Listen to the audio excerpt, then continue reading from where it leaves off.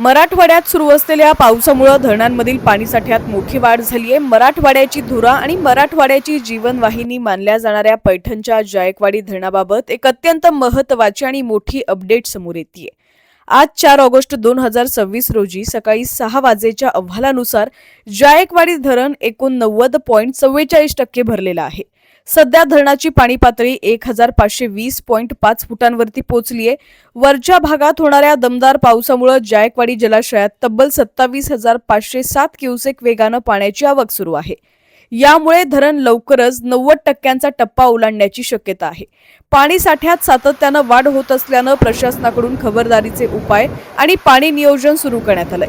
डाव्या कालव्यातून सध्या 700 क्युसेक वेगानं पाण्याचा विसर्ग सुरू केला जातोय। उजव्या कालव्यातून 1000 क्युसेक वेगानं पाणी सोडण्यात येतंय। जर आपण मागच्या वर्षाशी तुलना केली तर याच दिवशी म्हणजे 4 ऑगस्ट रोजी जायकवाडी धरण 91.47% भरलं होतं। यावर्षी देखील पाऊस चांगला असल्यानं धरण फुल भरण्याच्या उंबरठ्यावरती आहे। त्यामुळे मराठवाड्यातील बळीराजासह नागरिकांची पिण्याच्या पाण्याची आणि शेतीच्या पाण्याची चिंता पूर्णपणे मिटलेली आहे। अधिकच्या अपडेटसाठी पाहत रहा HPN मराठी न्यूज।